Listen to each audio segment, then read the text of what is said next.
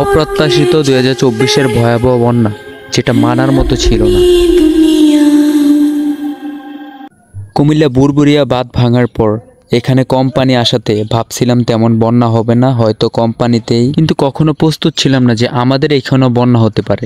সময়টা ছিল 24/8/2024, সকালবেলা সবাই মাছ ধরতেছিল। কেউ তো আর এটা ভাবে না যে রামপুর, সিমরা, বলেশ্বর, কালকের পর এত পরিমাণ পানি হইতে পারে কখনো।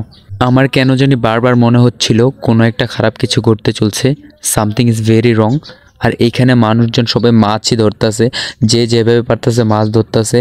আর যারা মূলত মাছ ধরতেছিল তাদের অনেককেই আমি চিনি না। তার মানে কি, তারা বাহিরের লোক হয়তো, বা যাদের মানে শহর থেকে বেশিরভাগ মানুষ আসছে এখানে মাছ ধরার জন্য। কি করব ভাই, আমাদের কপাল খারাপ আর কি, শহর বাঁচাতে গিয়ে আমাদের গ্রামটাই ডুবাই দিছে। এর পরবর্তী দিন 24 তারিখে দেখলাম পানি অনেক বেশি বাড়তেছে, মানে পানি ক্রমশ বেড়েই যাচ্ছে। এত পানি কই থেকে আসতেছে মানে বুঝতেছি না কিছু। আর একটু হলে ঘরে চলে আসবে পানি, আর কিছু কিছু মানুষের তো ঘর বাড়ি ভেঙে গেছে। এই অবস্থা দেখার পর ঘরের কিছু দরকারি মালপত্র সব পরে উঠাই দিলাম। যেগুলা বেশি দরকারি ছিল সেগুলা পানি লাগলে নষ্ট হয়ে যাবে, সেগুলাকে উঠাই দিতে হয়েছে।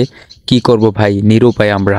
পানির স্রোত এতটা তীব্র আর এতটা স্পিড, মানে পানিতে হাঁটতে আমার ভয় লাগতেছে ভাই, বিশ্বাস করতেন। আর এলাকার প্রায় বেশিরভাগ মানুষ বাড়ি ছেড়ে চলে গেছিল, মানে পানি এত পরিমাণ বাড়ছিল। আর পানি তো বাড়তাছিল।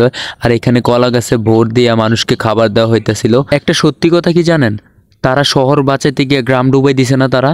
আর ঠিক ওই শহরের মানুষগুলো এসে টিকটক করতেছিল, ভিডিও করতেছিল। মানে এইখানে তারা এক প্রকার পিকনিক স্পট বানাই ফেলছে। মানে এইখানে মনে হয় কারো বিয়া লাগছে, তারা এইভাবে সাজগোজ করে আসছিল। কিন্তু বাংলাদেশের বেশিরভাগ মানুষ সাহায্যের হাত বাড়ায় দিছে কুমিল্লা, ফেনী, নোয়াখালী আরও বিভিন্ন জায়গাতে এসে। 2024-এর বন্যা এসে আরেকবার প্রমাণ করে দিল এই জেনারেশন দেশকে কতটা ভালোবাসে।